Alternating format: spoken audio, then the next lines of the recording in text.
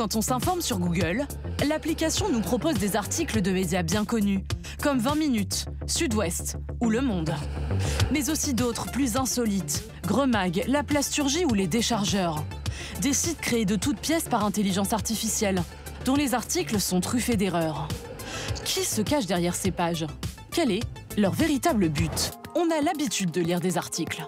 Et pourtant, même nous, on s'est fait piéger. Avec un portrait élogieux consacré à l'universitaire Gilles Dufresneau. Il serait un économiste renommé, au parcours remarquable. Mais lorsque nous le contactons, surprise. De toute évidence, ce n'est pas vous, quoi. Absolument pas, non. De toutes les façons, il n'y a pas de confusion possible. Alors au départ, on s'est demandé est-ce que c'était le directeur du journal, est-ce que c'était le journaliste. Et puis progressivement, en lisant l'article, j'ai commencé à me demander si c'était pas une intelligence artificielle générative qui avait écrit le texte. Bref, un faux site. Et la page dont il est tiré, News of Marseille, ne s'en cache pas. L'auteur de l'article n'existe pas, c'est un rédacteur virtuel. Et la photo d'illustration a été générée par IA. Ce site n'est pas une exception. Au cours de notre enquête, nous en avons recensé plus de 130 proposés dans notre application Google. En apparence, des sites d'actualité gratuits avec des dizaines d'articles publiés par jour, au titre accrocheur. Pour les crédibiliser, ils vont jusqu'à inventer des journalistes présentés dans des biographies enthousiastes. L'un aurait une curiosité sans limite, l'autre, une approche pragmatique. Mais en réalité, derrière, il n'y a pas d'équipe ou de rédaction. Une seule personne aux commandes, à l'aide de l'intelligence artificielle. Car pour faire vivre un site, plus besoin de savoir coder ou d'être journaliste. Il suffit de faire travailler l'IA. On a fait le test. Nous créons un faux site de l'œil du 20h et nous demandons à l'IA de le remplir, en lui indiquant le ton à adopter, journalistique ou soutenu, et le sujet à traiter.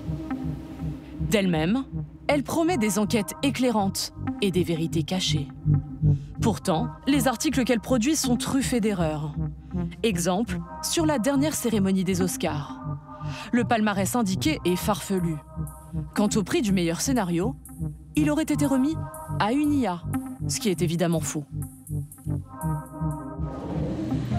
Mais alors, dans quel but ces faux médias sont-ils créés?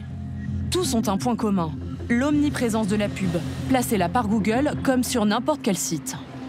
Grâce à cela, les créateurs de ces pages sont rémunérés, jusqu'à 100 000 $ quand le site atteint les 10 millions de visiteurs. C'est leur raison d'être, et les articles ne sont qu'un prétexte. Alors, certains se sont engouffrés dans la brèche. Un éditeur de site a même industrialisé le modèle. À lui seul, il gère une quarantaine de pages, dont certaines publient plus de 150 articles par jour. Le tout depuis son domicile. Il n'a pas répondu à nos demandes d'interview. Nous nous rendons à sa rencontre. Le ton est tout de suite agressif. J'ai pas répondu. Qu'est-ce que vous faites là? Il ne sait pas que nous le filmons. Écoutez, on a des questions à vous poser sur votre Je vais demander de vous répondre. En fait, c'est pas compliqué. Une jeune personne qui fait ça d'avant et faire nourrir mes enfants. En générant une quantité quand même très importante d'articles grâce à l'IA, à la limite du copier-coller. C'est faux. Et à aucun moment, on utiliserait le contenu de quelqu'un d'autre.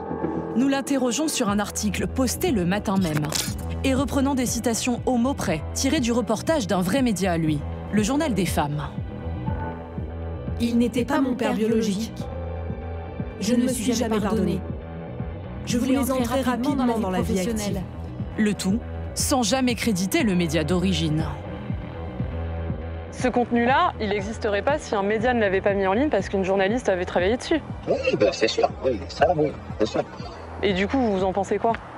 En fait, j'ai pas envie de répondre. Merci à vous. Bonne soirée. Bonne soirée. Depuis notre échange, l'article en question est resté en ligne, sans modification. Contacté pour réagir à nos découvertes, Google affirme faire la chasse à ces faux sites.